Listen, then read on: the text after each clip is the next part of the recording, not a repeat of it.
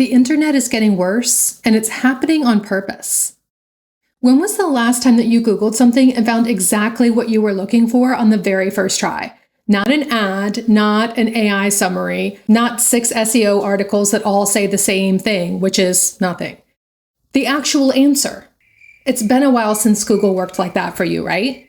And now think about the last time that you opened up social media and you felt really good about what you saw. The last time that your feed was just your friends, their kids, their vacations, their dumb jokes, no AI-generated slop, no posts from accounts that you've never heard of, no ads every third or fourth post. If you're sitting there realizing that you can't remember any of these times, you're not alone. You are actually part of a massive, measurable shift. Gallup has been tracking how Americans feel about the tech industry for years, and the numbers tell a story that matches exactly what your gut is telling you. Positive views of big tech dropped from 60% in 2015 to the low 30s now. The percentage of people with a very negative view has more than doubled. And a majority of Americans now want more government regulation of tech companies, including people across the political spectrum who don't typically agree on much of anything, let alone government oversight. The tech industry went from being the most admired sector in America to being viewed about as favorably as the pharmaceutical industry in just a decade. So what happened? Well, there's a word for it: enshittification. The term was coined by writer and tech activist Cory Doctorow back in 2022. It's since been named Word of the Year by the American Dialect Society. It's been added to Merriam-Webster and Dictionary.com, and is also the title of his best-selling book. Enshittification caught fire because the second you hear that word, you go, yeah, that's exactly what's been happening. Doctorow defines enshittification as a 3-stage cycle, and once you see that pattern, you will never unsee it. Stage 1, be good to your users. Really good. Suspiciously good. Amazon sells you stuff below cost and ships it for free. Google gives you the perfect search result instantly, the world's information at your fingertips. Facebook shows you exactly what the people you care about are posting. Everything feels frictionless and generous, and you think, wow, this company actually gets it. But their generosity has a purpose. Doctorow puts it bluntly in his book. The platform had a surplus, its investors' cash, and it allocated that surplus to its users. Not because it liked them, but because it needed to lock them in. And it works. You join Facebook because your friends are there, and then more people join because you're there. Your ebooks are now locked in Kindle. Your songs are now locked in Spotify or Apple Music. Your entire social network is on one platform or two. And even though you could technically leave, you'd have to convince everyone you know to leave at the same time and agree on where to go. And as Doctorow said, you and your friends can barely agree on where to get dinner. How are you going to coordinate a mass exodus over to, say, Blue Sky? So you're not a customer anymore. You are now a hostage. Stage 2, be good to your business customers. Now that the users are locked in, the platform shifts its generosity to advertisers and publishers. Facebook tells advertisers, remember when we told those users we wouldn't spy on them? Well, we lied. We do, and we'll sell you access to that surveillance data in the form of incredibly precise ad targeting.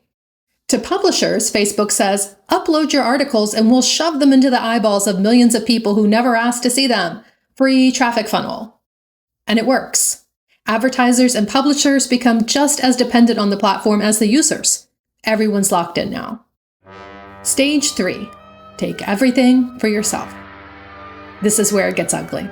The platform starts extracting value from everyone. For users, it means your feed goes from being mostly your friends to being this weird mix of people you actually follow but mostly buried under ads and content you never asked for. For advertisers, it means jacking up prices and quietly easing up on fraud prevention so that they're paying more for ads that fewer real humans actually see. For publishers, it means algorithmically suppressing their posts unless they pay to boost them to the very people who already followed and asked to see their posts. Doctorow has this line where he says every tech exec learned the same lesson from what he calls the Darth Vader MBA.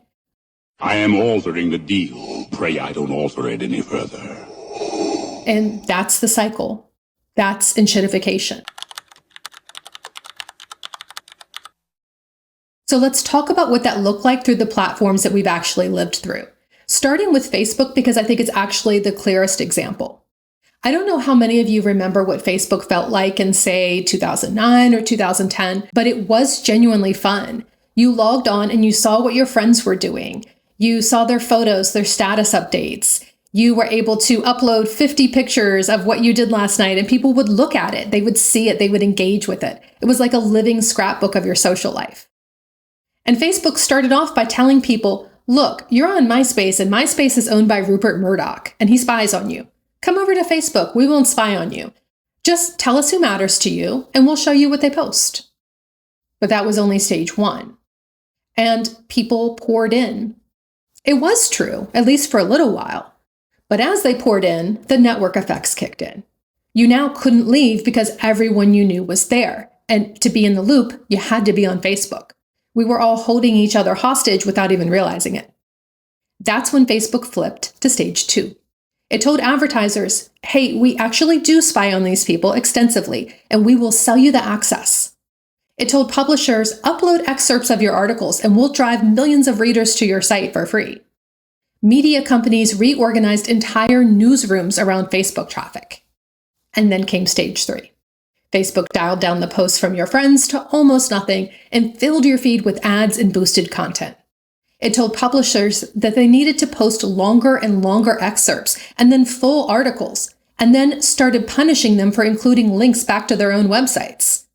So these media companies and even independent bloggers like me became entirely dependent on Facebook for both audience and revenue. And then Facebook pulled the rug out. It told publishers to pivot to video based on what turned out to be wildly inflated video metrics. Companies invested billions. Newsrooms laid off writers and hired video teams. And the viewers never showed up because the numbers were fake. Media outlets then folded, journalists lost their jobs, and Facebook just moved on. They rebranded as Meta. And today, Facebook is what Doctorow calls terminally enshittified.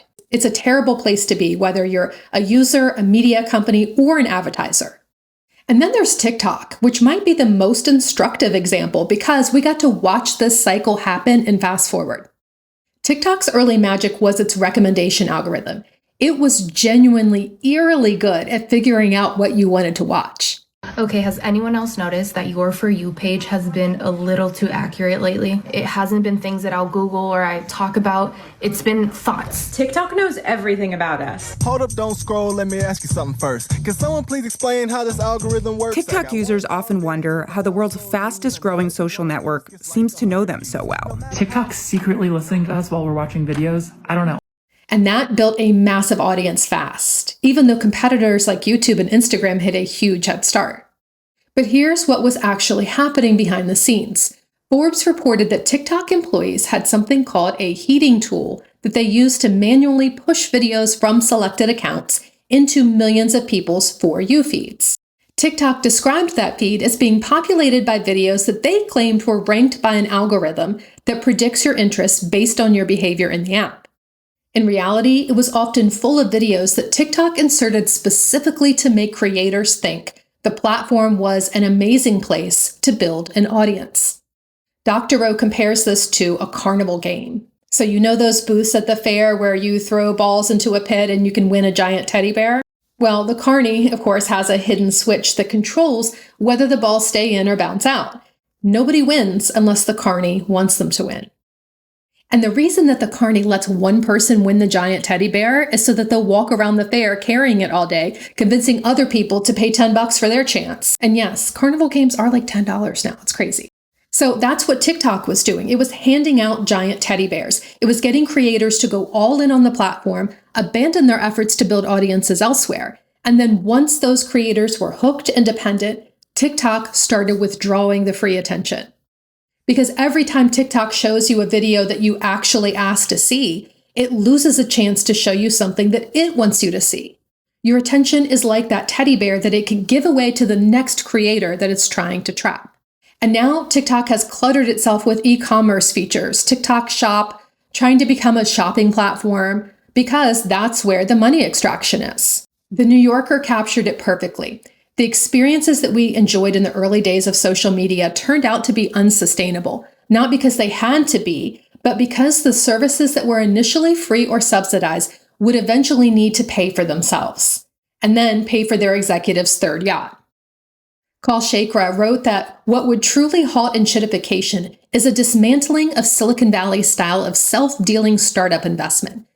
The system that's produced a class of billionaires who feel qualified not just to run companies, but to direct political parties and federal agencies. Now, I want to be clear about something. In this video, I'm talking specifically about the internet, about social media and search and online platforms. But enshittification is happening way beyond your phone screen. It's happening with your car, your kitchen appliances, your streaming services, your grocery store prices. That's a whole other video. Let me know in the comments if you want me to do something about the broader range of enshittification. Today, I just want to focus on the platforms that promise to connect us and then figured out how to monetize every second of that connection, because it's a pretty juicy story in and of itself.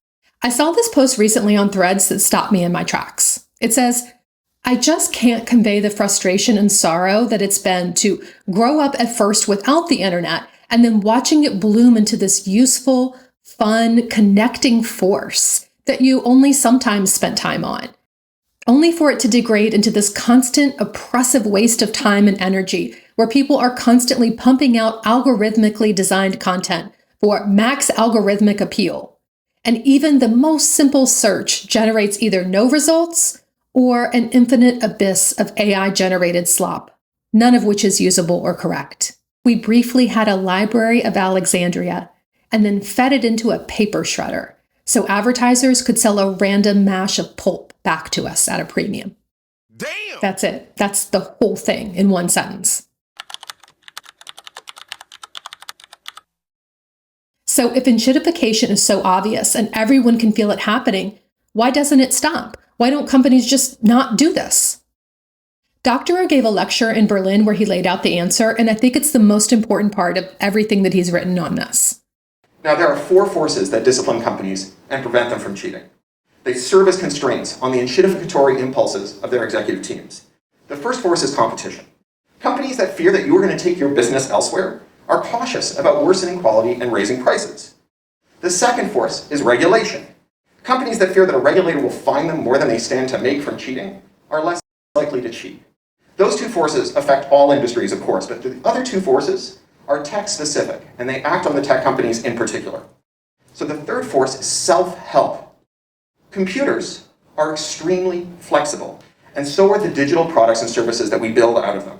And that means that a user can always hypothetically avail themselves of a program to undo the anti-features that a company has introduced in order to enshittify its products. And that means that digital companies are always constrained by the fear that their enshittificatory impulses will trigger a counter-impulse in the user to Google, how do I disenshittify this? Now, the fourth factor that weighs on tech is workers. Tech workers had a lot of bargaining power, but they never flexed it when their bosses demanded that they sacrifice their health, their families, or their sleep to meet some arbitrary deadline. So when you ask them to enshittify the products that they ruined their health to ship, workers will experience a feeling of profound moral injury and respond with outrage, refuse to do it, and threaten to quit. So the tech workers themselves were the final bulwark against enshittification. So with no competition to fear, no regulation to enforce, no user self-help to worry about, and no workers to push back, what's left? Nothing. The enshittification dial goes all the way up to the top. And here's what I think this makes it feel like so much bigger than just a tech story.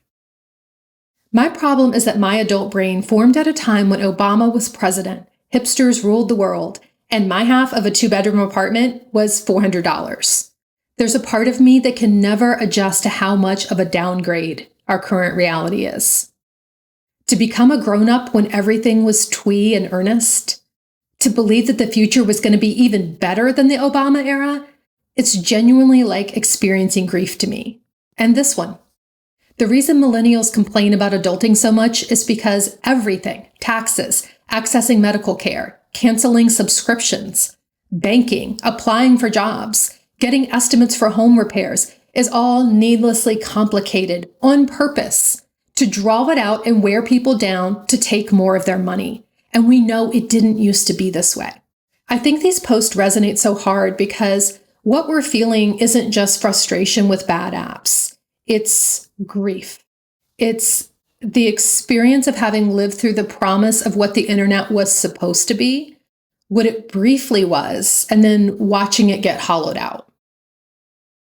Nobel Prize-winning economist Paul Krugman wrote recently that people often turn the enshittification story into a morality play, like, once upon a time, there were good guys running these companies, and then they turned evil. But as Doctorow points out, and as Krugman echoes, the guy who ran Facebook when it was fun and the guy running it now are the same person. Mark Zuckerberg has always been Mark Zuckerberg, and it was always only business. Stage one just feels like generosity. So what are we doing here? Everything's broken on purpose. Do I just sit here and feel bad about it? And I think the honest answer is kind of, at least for a minute, because I think there's actually something useful about sitting with the frustration instead of jumping immediately into, here are 5 things you can do right now, like some productivity listicle. Doctorow talks about this. He says that one of the most powerful things we can do right now is simply name what's happening. Just talk about it with people. Just make people aware of what's going on. Having the word enshittification gives people a framework for something they already felt, but maybe couldn't articulate. You knew your Google search results were getting worse. You knew your Instagram feed was full of stuff that you never asked for. You knew Amazon's top choice felt suspicious. But maybe you thought it was just you, or that you were being paranoid, or this is just how things are now. Having a name for the pattern changes that. It turns a vague personal frustration into a shared public understanding. And Doctorow isn't just saying name it and just let it be. He has specific ideas. On a recent episode of the Ezra Klein podcast, Klein invited him and Tim Wu, a law professor who worked on tech policy during the Biden White House. He put them together on the podcast, and Doctorow laid out 3 things that he would do if he could. First, get rid of the law that makes it a felony to modify things you own. That Digital Millennium Copyright Act provision that we mentioned earlier, where you're not even allowed to own your own ebooks or your own songs that you've purchased. Second, Doctorow would create a real federal privacy law, something with teeth, something that lets people actually sue when their data gets abused instead of just hoping that the government will do something about it. And third, he would mandate interoperability for social media, so you could leave a platform without losing everyone that you know there or the following that you've built. The same way that you can switch phone carriers without losing your number, that's what he thinks should happen on social media. Tim Wu went even further. He said the most essential platforms need to be treated more like utilities.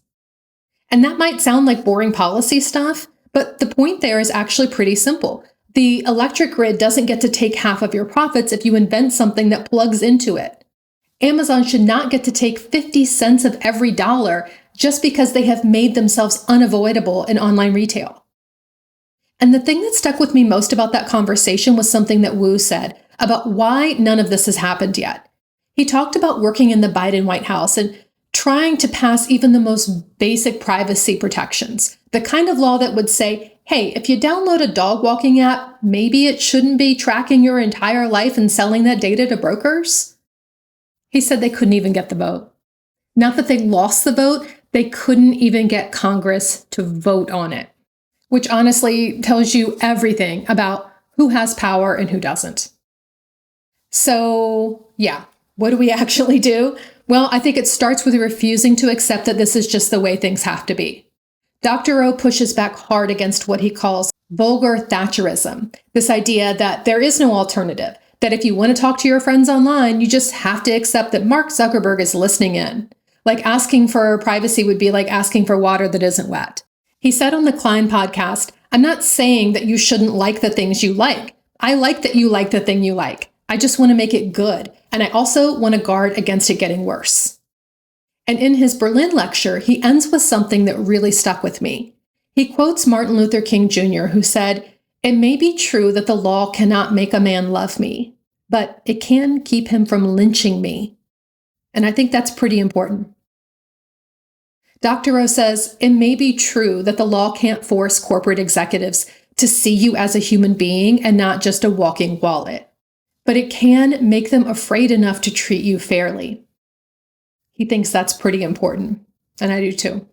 So what's your enshittification breaking point? What was the moment that the internet went from something that you enjoyed to something that you just endure? Let me know in the comments, because I think every single person watching this has a story. And if you want me to make the next video about how enshittification seems to just seep into every aspect of our modern lives, let me know. I have stories.